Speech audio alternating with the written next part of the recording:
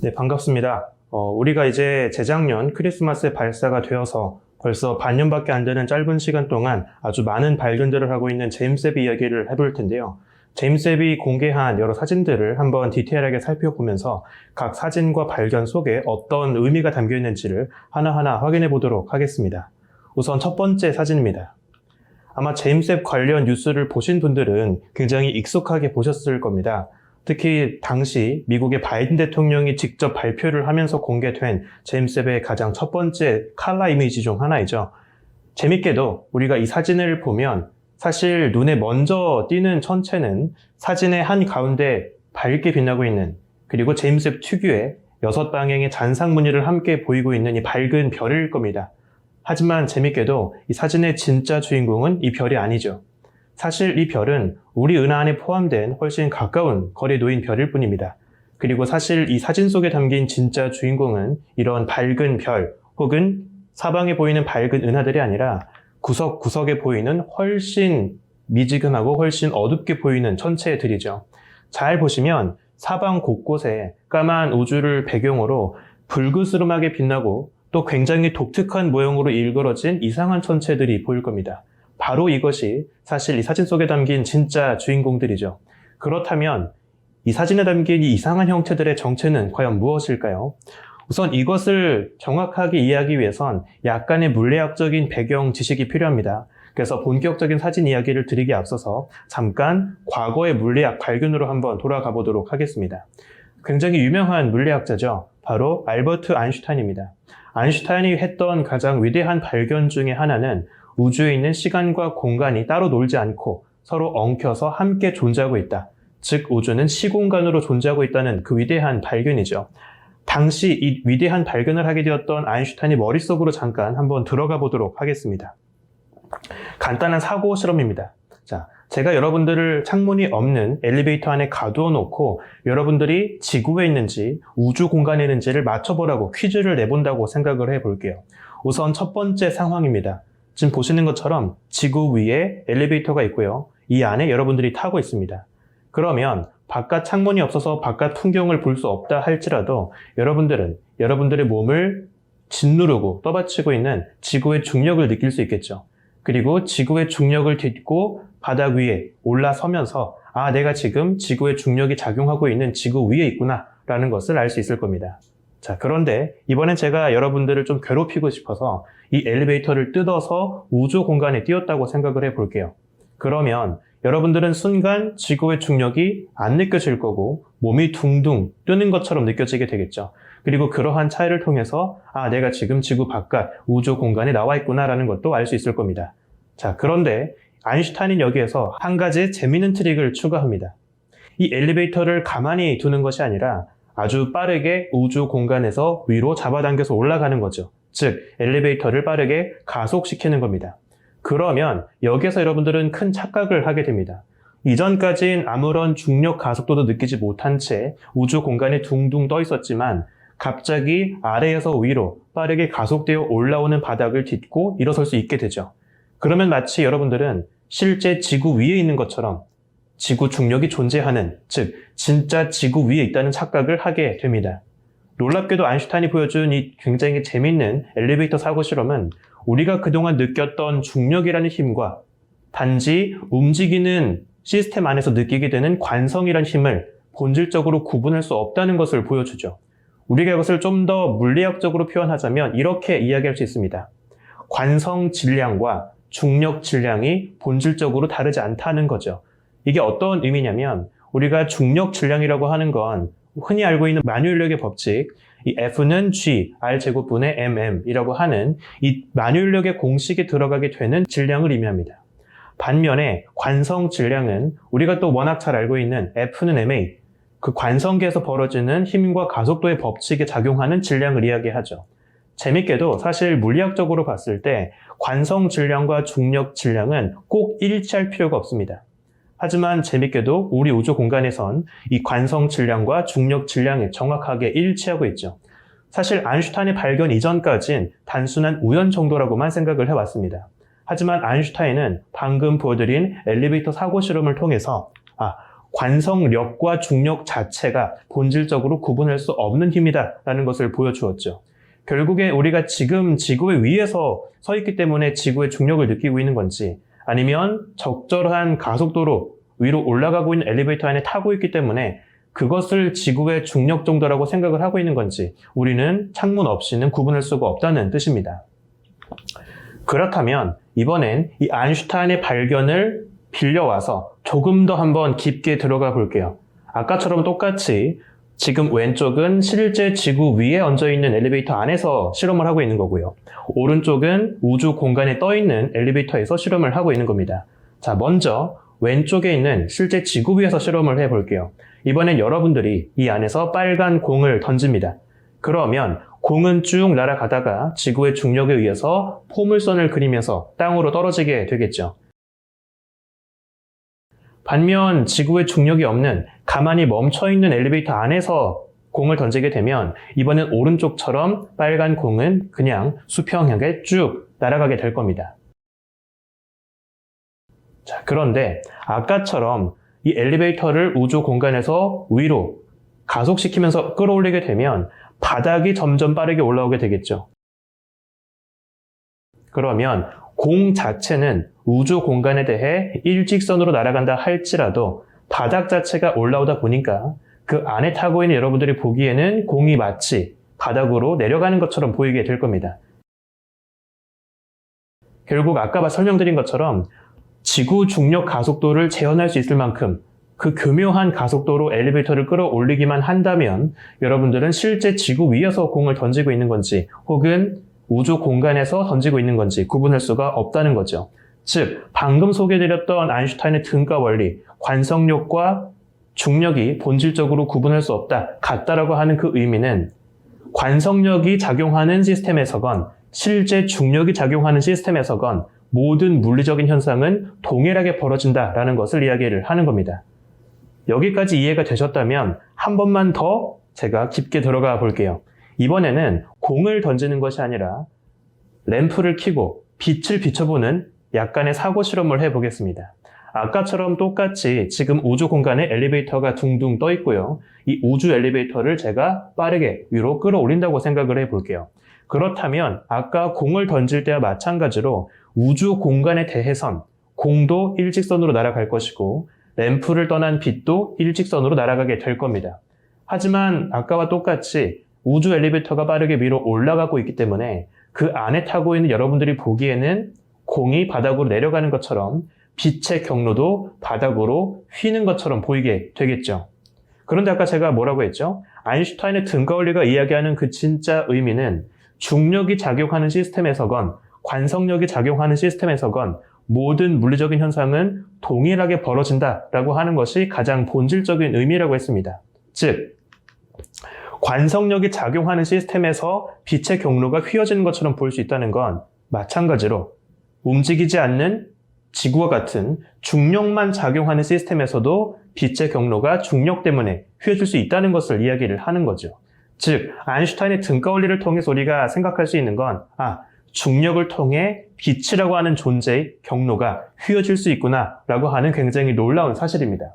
우리가 이러한 현상을 뭐라고 하냐면 중력 자체가 빛의 경로를 꺾고 휘게 하는 일종의 렌즈 역할을 한다라고 해서 중력 렌즈 효과라고 부르죠. 그리고 이 중력 렌즈 효과를 실제 실험을 통해 관측을 통해 확인도 해볼 수 있습니다. 한 가지 대표적인 사례를 제가 한번 소개를 해드릴게요. 일단 중력 렌즈를 유의미하게 관측을 하려면 그 렌즈 역할을 하고 있는 중력체의 힘이 훨씬 강할수록 유리하겠죠. 우리의 체중도 물론 질량이 있고 당연히 우리 질량만큼 우리 주변 시공간을 왜곡하고 빛의 경로를 휘게 합니다만 우리 정도의 체중으로는 충분히 강한 중력 렌즈를 일으킬 수 없을 겁니다. 그렇다면 우리 지구에서 그리 멀지 않은 중력을 행사하는 천체들 중에 그나마 질량이 센 놈 어떤 녀석이 있을까요? 네, 바로 지구에 가장 가까운 별 태양을 써볼 수 있습니다. 실제로 천문학자들은 태양이 자신의 중력을 활용해서 그 주변을 지나가는 빛의 경로를 휘게 하고 있을 거다라고 예측을 해왔죠. 한번 이 그림을 보겠습니다. 여기 지구가 있고 태양이 있습니다. 그리고 태양과 비슷한 방향에 걸쳐 보이는 훨씬 먼 배경 별이 밝게 빛나고 있죠. 만약에 태양이 없다면 저 멀리 떨어진 실제 별의 위치에서 별이 보이게 될 겁니다. 그런데 사이에 태양이 끼어서 들어오게 되면 태양은 자신의 중력만큼 렌즈 역할을 하게 될 것이고 아슬아슬하게 걸쳐 지나가는 별빛의 경로가 이 그림처럼 휘게 되겠죠. 그러면 휘어진 경로로 별빛이 들어오다 보니까 지구에서 봤을 땐 이 꺾어진 경로를 역으로 연장해서 이 점선으로 그려진 저 위치에 실제 별이 있다고 착각하게 될 겁니다. 따라서 중력 렌즈라고 하는 것은 중력으로 인해 휘어진 빛의 경로를 통해서 벌어지는 일종의 신기루 현상과 같다고 볼 수 있겠죠. 여러분들 잘 아시다시피 신기루 현상도 뜨거운 사막 같은 지역에서 기온 때문에 공기 밀도가 달라지고 달라진 공기 밀도를 지나가는 빛의 경로가 휘어지면서 실제로는 오아시스가 여기 없는데 여기 가까이 있는 것처럼 착각을 일으키는 현상입니다. 마찬가지로 중력 렌즈 역시 이렇게 중력으로 휘어진 빛의 경로를 통해서 실제 별이 위치하는 곳이 아닌 약간 틀어진 다른 자리에서 별이 보이게 하는 이러한 착각을 일으키는 것이죠. 그렇다면 어떤 관측을 해야 이 태양에 의한 중력 렌즈를 검증할 수 있을까요? 간단합니다. 이 그림처럼 태양이 없을 때 평범한 밤하늘에서 먼저 별들의 위치를 관측을 하고요. 그 다음에 똑같은 하늘 위로 태양이 딱 떠올랐을 때 태양과 비슷한 방향에 보이는 별들의 위치가 태양이 없을 때에 비해서 어떻게 달라지는지 이런 것들을 비교해 보면 되겠죠. 그런데 하나 문제가 있습니다. 지금 이렇게 태양이 딱 떠 있을 때 태양과 같은 방향의 별을 보겠다라고 하는 것은 한낮에 태양 밝게 빛나고 있는 태양 바로 옆에 별을 보겠다는 거죠. 평범한 상황이라면 우리가 일반적으로 태양과 같은 방향에서 별을 보는 건 굉장히 어려울 겁니다. 하지만 또 하나 절묘한 찬스가 있죠. 마침 태양과 딱 같은 크기를 보이는 달이 태양 앞을 가리고 지나가면서 낮 하늘인데도 불구하고 하늘이 어둡게 보이는 계기 일식입니다. 천문학자들은 이 절호의 기회를 놓치지 않고 한낮이지만 태양이 가려지면서 낮 하늘에서도 별을 볼 수 있는 이 순간 동안 별들을 관측하게 되죠. 그리고 태양이 없을 때와 태양이 있을 때, 일식이 벌어지고 있을 때 별들의 위치를 비교하게 됩니다. 실제로 1919년 당시 천문학자 아서 에딩턴을 중심으로 한 두 팀의 원정대가 당시 남아메리카와 남아프리카에서 벌어지고 있던 일식을 관측을 하게 되죠. 그리고 실제 관측을 통해서 일식이 벌어질 때 본 별들의 위치와 태양이 없을 때 밤에 본 별들의 위치가 살짝 다르다는 것을 확인합니다. 그리고 실제 그 미묘한 차이는 이론적으로 예측되었던 아인슈타인 이론으로 우리가 예측했던 정도와 딱 들어맞았죠. 이것을 통해서 천문학자들은 실제 중력을 통해 우주 시공간이 휘어질 수 있구나. 그리고 중력 렌즈라고 하는 것이 실제 벌어지고 있구나 라고 하는 위대한 발견을 하게 됩니다.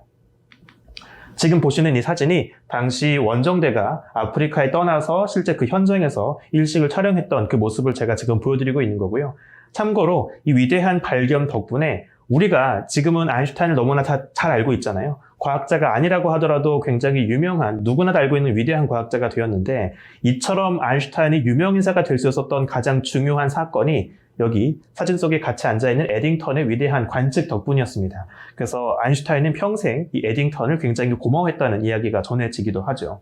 그렇다면 이 중력렌즈 현상을 더 멀리 있는 태양계 바깥 훨씬 머나먼 은하들과 별을 관측할 때도 쓸 수 있지 않을까요? 네, 맞습니다. 아까 보여드린 건 우리 태양계 안에 있는 태양을 활용해서 태양의 중력렌즈를 관측을 한 것이었죠.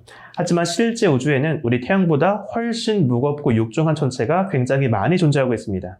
지금 보시는 것처럼 예를 들어서 오른쪽에 지구의 관측자가 왼쪽에 있는 먼 퀘이사 같은 배경 은하를 관측한다고 해볼게요. 그런데 마침 우연하게도 관측자가 있는 지구와 먼 배경 우주의 퀘이사 사이에 꽤 질량이 큰 은하 같은 천체가 또 있는 거죠. 그리고 이 육중한 가운데 끼어있는 은하가 자신의 중력으로 주변의 시공간을 왜곡하게 되고요. 이를 통해서 사방에서 들어오는 빛의 경로를 휘게 하는 중력 렌즈 역할을 하게 되는 겁니다. 그래서 실제 이런 우연이 겹쳤을 때 이 머나먼 배경 퀘이사를 관측을 하게 되면 아주 재미있는 모습을 볼 수가 있습니다. 예를 들면 저 오른쪽에 있는 작은 사진은 실제 관측한 사진 중에 하나인데요. 가운데 노랗게 보이는 것이 렌즈 역할을 하고 있는 비교적 가까운 거리에 떨어진 은하의 모습이고요. 지금 보시면 오른쪽, 왼쪽, 위아래 네 곳에 모두 하얗게 빛나는 동일한 모습이 찍혀 있죠. 놀랍게도 저 네 개의 모습은 훨씬 먼 동일한 배경 퀘이사의 중력 렌즈 효과로 만들어진 똑같은 천체의 허상입니다. 즉 같은 천체의 이미지가 사방에 만들어지면서 이런 독특한 모습을 만들게 되는 거죠. 참고로 저렇게 사방의 위아래, 오른쪽, 왼쪽 똑같은 천체의 그 잔상이 만들어지면서 그려지는 일종의 십자가 형태를 우리가 아인슈타인의 십자가라고 부르기도 합니다. 그렇다면 실제 우주에서 관측할 수 있는 중력 렌즈 이미지들은 어떤 모습일지를 한번 살펴볼 텐데요. 자, 보시면 중앙에 노란 은하가 모여있는 비교적 가까운 은하단이 있고요. 이 은하단의 육중한 중력으로 인해서 더 멀리 떨어진 배경 은하의 모습이 일그러지게 되죠. 그래서 보시면 지금 여기 그림 속, 사진 속에서 왼쪽에 굉장히 길게 일그러진 것 같은 이상한 모습의 은하가 보일 겁니다. 당연히 실제 은하가 이런 모습일 리는 없겠죠. 원래는 평범한 우리 은하처럼 납작하고 동그란 그런 모습이었을 텐데 이렇게 사방에서 왜곡된 빛이 우리에게 들어오면서 길게 찌그러지고 일그러진 일종의 중력 렌즈 이미지가 만들어지게 되는 겁니다. 또 다른 재밌는 사진을 하나 더 보여드릴게요. 여기도 보시면 지금 비교적 가까운 거리에서 렌즈 역할을 하고 있는 노란 은하가 보이죠. 그리고 그 사이사이로 굉장히 길게 일그러진 이상한 모습의 은하가 또 하나 보입니다. 마찬가지로 이 은하도 원래부터 이런 모습일 리는 없었겠죠. 똑같이 다른 은하들과 마찬가지로 이런 납작하고 동그란 원반의 형태였지만 극단적인 중력 렌즈를 거치면서 이렇게 길게 일그러진 모습을 갖게 됩니다. 하나 더 제가 재밌는 이야기를 조금 더 드려볼게요. 그렇다면 중력 렌즈 효과가 가장 극단적으로 벌어질 수 있는 천체로 어디가 가능할까요?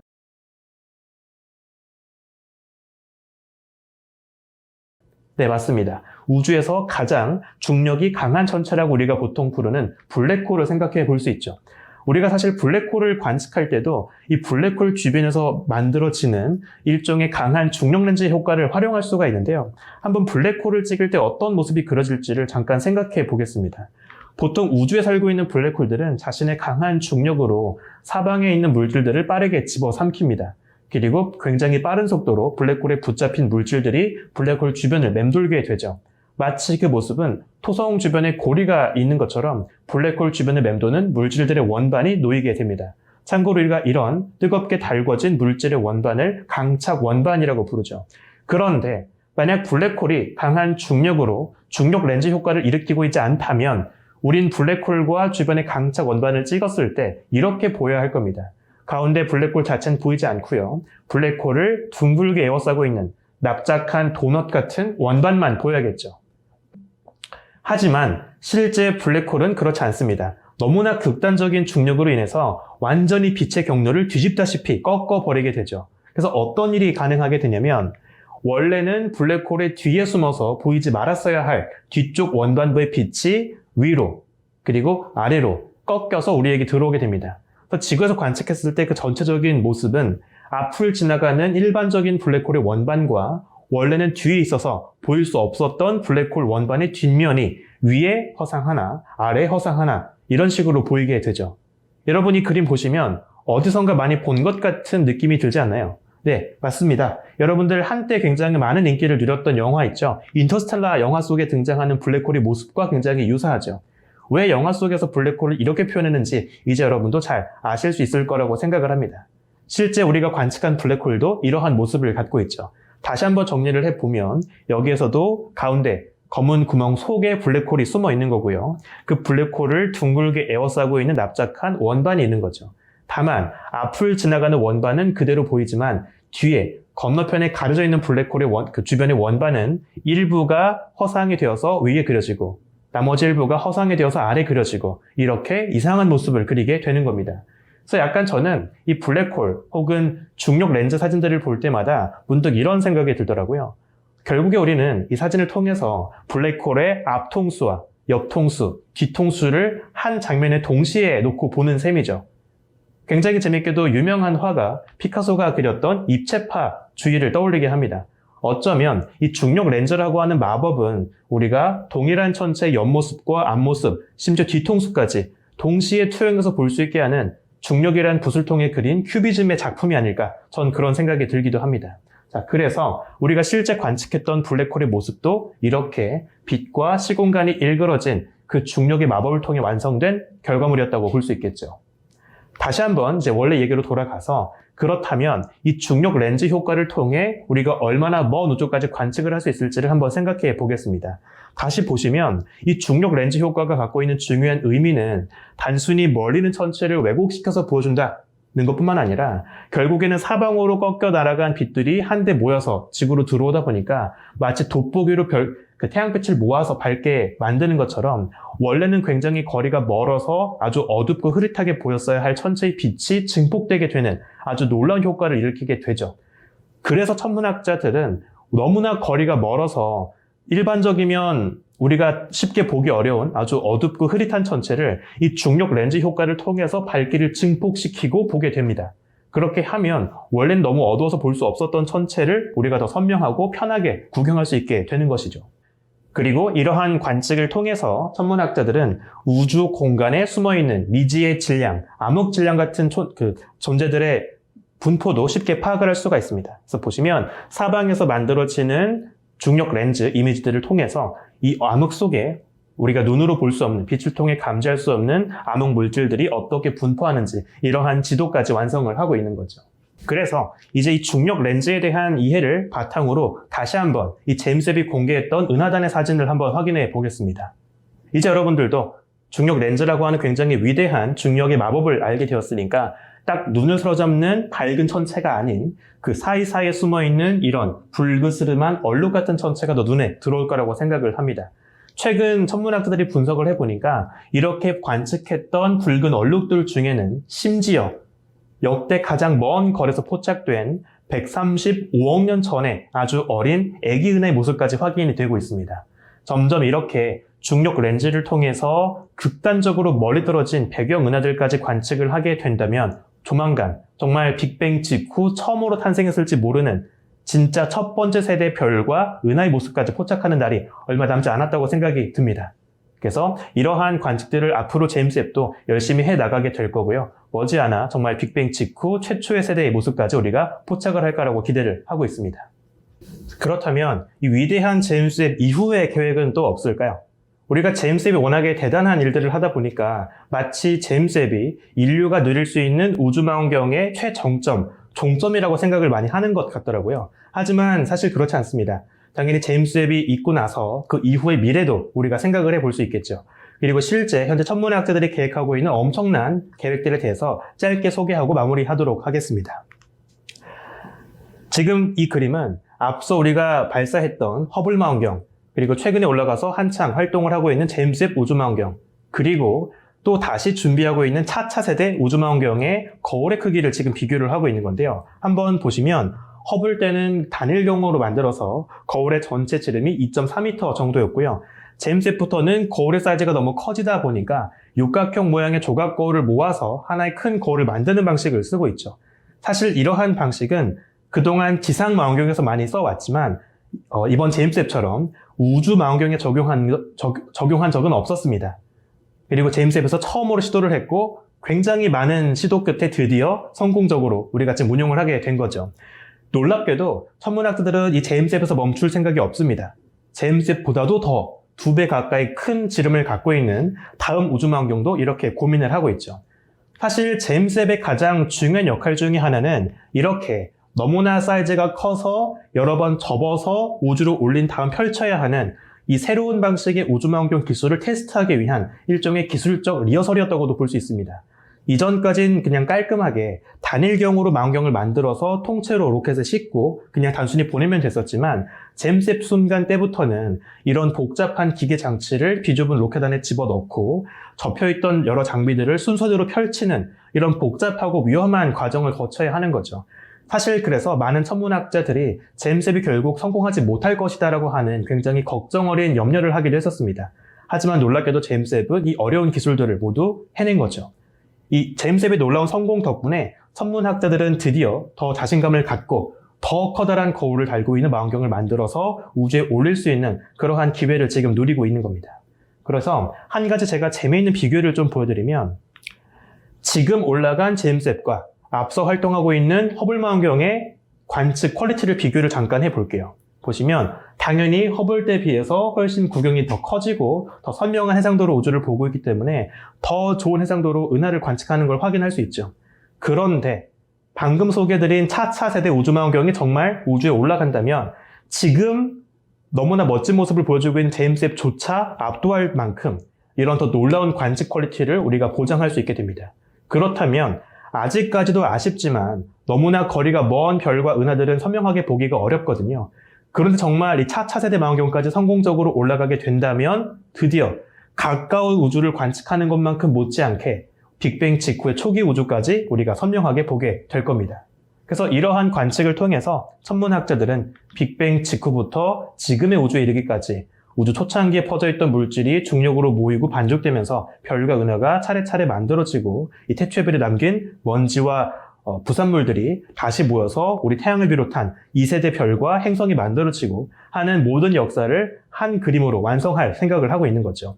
한 가지 재미있는 그 소문이 지금 소개해드린 차차세대 망원경 같은 경우에는 우리가 천문학자 칼 세이건의 이름을 붙여서 칼 세이건 옵저베터리 혹은 칼 세이건 스페이스 텔레스콥 이런 식으로 이름을 짓는 게 어떨까 하는 의견이 작게 나오기도 합니다. 아직은 물론 실제 만들고 있는 망원경은 아니기 때문에 계획 단계에 불과해서 결과적으로 어떤 이름이 붙게 될지 모르겠지만 어쨌든 우리가 또 역사 속에서 충분히 기릴 수 있을 만한 위대한 천문학자 이름이 이 망원경에 붙게 될 거라고 생각이 드네요.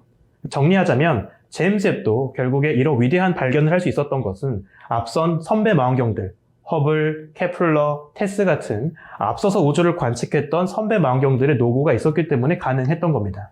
결국에 제임스 웹은 무턱대고 우주를 바라본 것이 아니라 어디를 바라봐야 할지를 알고서 우주를 겨냥했기 때문에 훨씬 빠르고 효과적으로 이런 위대한 발견들을 하고 있는 것이겠죠. 마찬가지로 앞으로 10년, 20년 제임스 웹의 수명이 닿을 때까지 운용이 된다면 제임스 웹도 차차세대 우주망원경을 비롯한 다음 세대 망원경들을 위한 선배 노릇을 톡톡하게 해낼 것이라고 생각을 합니다.